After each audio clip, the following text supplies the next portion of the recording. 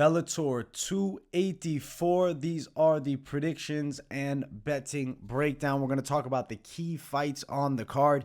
Make sure you guys smash that like button. If you're new to the channel, subscribe, turn those post notifications on, and share the video as well. We will start it off with the first fight on the main card. It is Austin Vanderford versus Jeffery. Jeffery jumping in on short notice. I got a lot of love for Jeffery early on in the YouTube venture. He came on the show and we did an interview with him. I'm actually picking him here as well. I think he can beat Vanderford. The loss to Gegard for Austin Vanderford, terrible. He got destroyed quickly, somewhat of an embarrassing finish. I know Jeffery coming in on short notice, that's a bit of a concern, but this guy stays in shape all year, has a pretty good wrestling base. Decent kickboxing style, pressure heavy. Austin Vanderford, solid with his wrestling. I would say maybe a bit better with his offensive wrestling, but Jeffrey's defense is going to be there. I do expect a lot of clinch fighting between these two. As far as when both of them go towards the ground, I think Jeffrey's going to be a little more slick with his submission skill set. He's very good from the front headlock position. I see threats there for him.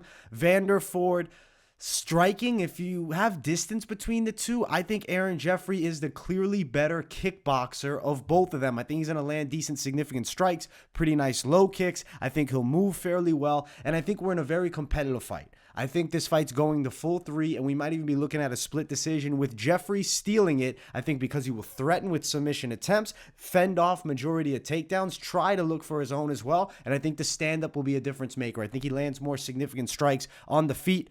Jeffery for the win over Austin Vanderford. It is an upset. Jeffrey's a plus 170 underdog. I think he's a very valuable one. Minus 188, Vanderford the favorite. Over 2.5, minus 220, I think highly likely. I don't love the prop side of things here. If Jeffery were to lock up a neck, which I don't think it's impossible, I think it's low likelihood, this plus 1,400 Jeffery by submission tag might be worth a very light sprinkle if you're looking to attack a prop. I don't think it's a terrible idea to pick his decision, but I could see a window of opportunity for winning the fight by submission for Jeffery. We will ride with Jeffery, the underdog, for the win. It's crazy that the fight goes distance is a better line than over 2.5 rounds. So jump on that fight goes distance line if you have it available. I think we're probably going long, most likely, but a value play, little bit sprinkle on Jeffery wins by sub, not a bad idea. Jeffery money line isn't a bad attack either. Jeffery by decision, which is the official pick, plus 305. I don't think it's worth attacking as a prop. I think you're better off money line, maybe playing fight goes distance, or sprinkle prop in that win by submission for Jeffery. I think he upsets Austin Vanderford. Next fight of the night, the heavyweights going after it, Sowma and Gokhan Saricam. I am picking Saricam to win. I think he will outstrike Sowma in this fight. From distance, I like the boxing, kickboxing overall of Gokhan. He has good straight shots down the line. He's light on his feet and moves well. He's a fair-sized heavyweight, 6'3". He's going to have a 3-inch height advantage, though the reach is identical to Sowma. I'm never super impressed with Sowma. I feel like hesitancy from him at times, but also just a lack of output. Sometimes I feel like he's a little bit low on the volume, which is not a trait that I like, especially against a guy with a competent kickboxing game like Saricam, who brings the volume and also moves well. Sowma normally a little bit better of the mover between him and whoever he's fighting. In this fight, I think the footwork advantage goes Gokhan. I think he's going to outstrike him. I think Sowma's going to actually potentially look to get this fight to the mat. I think Saricam's defense will be there. I think he'll work behind a very educated jab, front kicks, low kicks. Sowma will try and close distance with hooks, which he's decent at, but there's something I hate about Sowma. When he dips backwards, he leans far back. I actually think Saricam will read that, and he'll mix in strikes to the body there, wearing down on Sowma. Now, you look at, recent fights for Sowma, loses to Tyrell Fortune, loses to Davion Franklin, but going distance in all the matchups, Saricam getting some KOs, but then the Sildenikov fight, it goes all three. How I'm looking at this fight is probably going the decision here with Gokhan Saricam taking it on the cards. I'm thinking 30-27. Wouldn't be shocked by a 29-28, but really leaning Saricam with a lot of confidence. I really enjoy the multi-shot combos that he throws. A guy with good volume, a nice jab, better movement. I think he picks Sowma apart a bit here. Sowma, a lot of the times, too, he gets caught just, moving laterally against the cage. Saricam will be touching him up. Saricam win decision against Sowma. Saricam is the minus 160 favorite. Sowma plus 155 as the underdog. The fight to go over is actually plus money at plus 120. It's understandable. You got two big heavyweights. One hard shot could definitely end the bout. Saricam wins by decision is plus 290. Saricam by KO TKO plus 175. But I respect the durability on the side of Sowma and his ability to evade strikes. But I expect Gokhan Saricam to pick him apart a bit here. Decision for Gokhan. Confident pick as well. Next fight is our featured bout of the night. Ilima-Lei Macfarlane and Bruna Ellen. Ilima-Lei ran into Justine Kish as a huge favorite and got upset in that fight. I don't like this, but I'm picking Ilima-Lei Macfarlane to win it on the card. She's definitely fought better, consistent competition than Ellen, though Ellen has fought Juliana Velasquez, which I have to respect that, both girls losing to her. Ilima-Lei was the champion, granted, took some time off due to injury, coming back. How's she going to look against Bruna Ellen? I do think she's going to be reinvigorated here, and something that Ellen does not have that Justine Kish did have is very good, very good takedown defense and physical strength. Kish is a physical monster.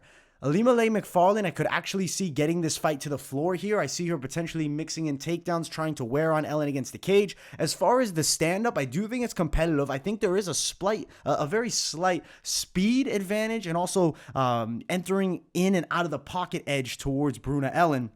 But I do think Ilima-Lei, looking to maybe threaten with some grappling, is going to capitalize on that and limit, I believe, that difference between the two. And in close, I think Macfarlane's boxing is going to be competent. Don't love the pick. I don't really like a bet here either on Ilima-Lei Macfarlane. Too many concerns with how bad I feel she looked against Kish losing that fight when a lot of people thought she was highly likely to win the bout. Close line, minus 135, Ilima-Lei, Bruna Ellen, plus 135. If the fight with Justine Kish had not happened, I believe Ilima-Lei Macfarlane would be upwards of a minus 250 to minus 300 favorite here. This should be, at least, a year and a half ago, it would be a mismatch. Now, we're going to find out. I'm going to bank on Ilima-Lei. She's not a bad play if you're looking for close money value and you want to touch her. But I would be concerned that she could not have the juice anymore. Minus 318 for the over 2.5 with Ilima-Lei Macfarlane. Macfarlane by decision is plus 140. I'm going to ride with her to to beat Bruna Ellen. No upset here. I'm going with the favorite in this matchup. But close money favorite in a fight that, without the Justine Kish matchup, Ilima-Lei's a huge favorite. Ilima-Lei for the win. Hopefully she bounces back. She needs this fight. Co-main event, Valentin Moldavsky and Steve Mowry. This is a tricky matchup. Size differential is a real factor here, and it strongly favors Mowry. My problem is I think Valentin Moldavsky is going to press him against the cage for 3 rounds and win a decision. I'm picking Valentin Moldavsky, but I want Steve Mowry to win. As a fan, rooting Mowry. For the heavyweight division in Bellator, I think a win for Mowry, I don't want to say is a must, but I think it would strongly benefit the weight class. Because if not, Valentin Moldavsky is now in a spot where he's close to fighting again for the belt. I don't think many people are clamoring at the bit to watch him and Ryan Bader fight again. It was a super close matchup, but I'm not jumping at the idea of a rematch there. Valentin Moldavsky has a good wrestling pressure style. He's a pretty decent kickboxer, fairly light on his feet and quick for a heavyweight, not super long. In this fight, he's not going to want to kickbox with Mowry. Mowry has a good kickboxing style, fights well from distance, does use a quality grappling game. And I mean, he takes a lot of fighters down and submits them. He's got a pretty nice Kimura. Wins over Gokhan Saricam, Sowma, who are both on the card.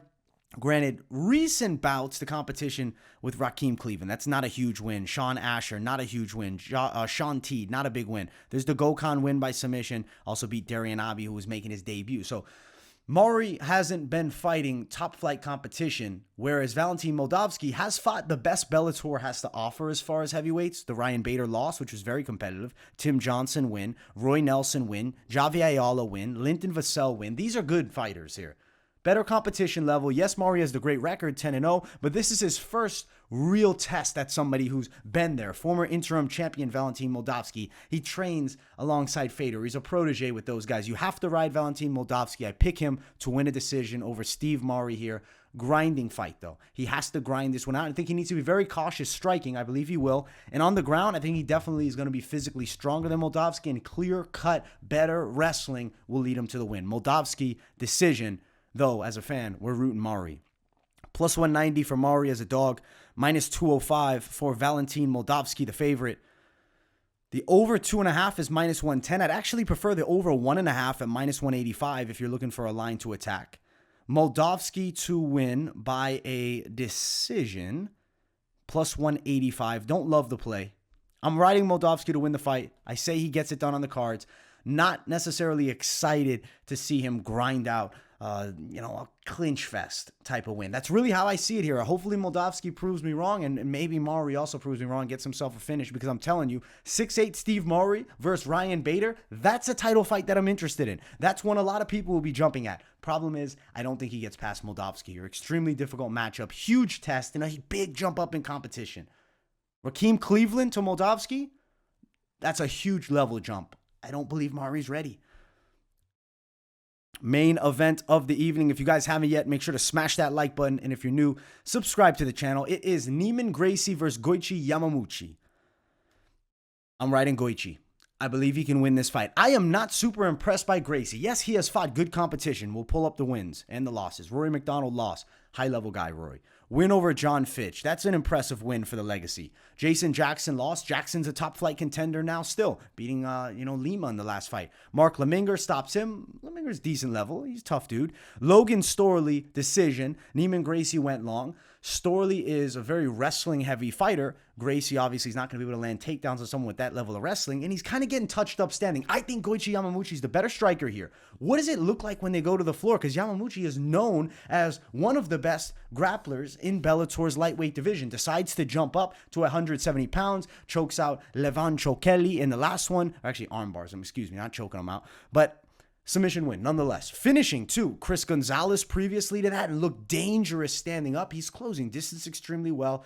Karate-esque striking style with a lot of explosiveness. He's clearly the better athlete than Neiman Gracie. I think he can hurt Neiman Gracie standing, but is he prepared to go the full 5? I'm not thinking Neiman Gracie gets knocked out here. His durability seems solid. Yamauchi also moving up. How's the power going to look? I do think the precision will be on point. Significant strikes will land, and he can stun Neiman Gracie. How does it look when they go to the mat? I got to bank on Yamauchi having the grappling competency to, at the very least, defend Neiman Gracie's attacks. I think he'll look better on the ground. Let's look at this. Neiman Gracie is thought of as a young, up-and-coming Gracie. He's nearly 34 years of age. Yamauchi has a ton of pro experience, and he's not even 30 years of age yet. Yamauchi's going to win the fight. I think 170 is a fantastic decision for him. I think it's going to be the best decision of his career when he upsets Neiman Gracie. I'm going to pick him by decision. Could see it by knockout as well, because I do think he has the straight shot down the line that could land on the Gracie chin. Gracie's stand-up is very iffy to me still. Even with Logan Storley, he's getting touched up, and Storley's primarily a wrestler. I think Yamauchi has clearly better striking than both of them. I'm going Yamauchi, and stylistically speaking, I think this is a favorable matchup for him. I think he's a great underdog, and I think he's going to beat Neiman Gracie. Yes, concern is how's it going to look going longer. I think Yamauchi will look excellent. +160 for Goiti Yamauchi, -162 for Neiman Gracie. We are going for the main event underdog here. I think over 2.5 rounds, -155 is likely. I don't like over 3.5 as much, but I do think it probably happens. Yamauchi to win by a decision is +415. Though I don't like the slate, I'd rather just touch money line Yamauchi. Let's see what submission for either of them is. Yamauchi by sub, +1,100. Gracie by sub, +300. I don't see Gracie submitting Yamauchi. I don't see Yamauchi submitting Gracie. I think there's a chance of a knockout on the Yamauchi side if there's a finish, and I think there's a chance of Yamauchi winning a decision. If Gracie were to win, I could see him also taking a decision on the cards. I don't think it happens, though. I think Yamauchi wins the bout. The better striking, the more athletic guy, more explosive guy, and I think the more dangerous fighter overall, the more well-rounded fighter. Moving up a weight class, right now we're going to find out this week. If it's the right move, I think it is for Yamauchi, and I think he's putting himself in line to be a contender at welterweight, though there are some nightmare matchups at the top of that weight class. Goiti Yamauchi to beat Neiman Gracie, underdog in the main event. Pretty good main card for Bellator. I am looking forward to the matchups. If you were looking for a parlay on the main card, you're feeling like you have to throw one down, I think Valentin Moldavsky played also with Gokhan Saricam is not a bad idea, though I'll be rooting Steve Mowry as a fan. Money-wise, if I'm throwing down, it's got to be Moldavsky. Adding Yamauchi as an underdog to the slate isn't a terrible idea. Aaron Jeffery's a good dog as well, but it's an extremely, extremely competitive fight where we're going to find out a lot about Aaron Jeffery, so maybe you lay off the parlay there. And Macfarlane, the reason I wouldn't include her, though I think she should definitely win the bout, my concern is is it over for her? Is she at the tail end of her career? Is she washed, as they'd say? We'll find out. Bellator 284 predictions and betting breakdown. That is the video. Guys, smash that like button. If you're new, subscribe. Turn those post notifications on and share the video as well. Let me know in the comments what you guys think of the picks. Drop a W in the chat if you don't have anything to say, just to boost that algorithm. Much love, my people. Thank you all so much. Keep it locked in here at MMA Experts. Content dropping every day of the week. And I will see you guys all in the next one. Peace and have a fantastic night, guys.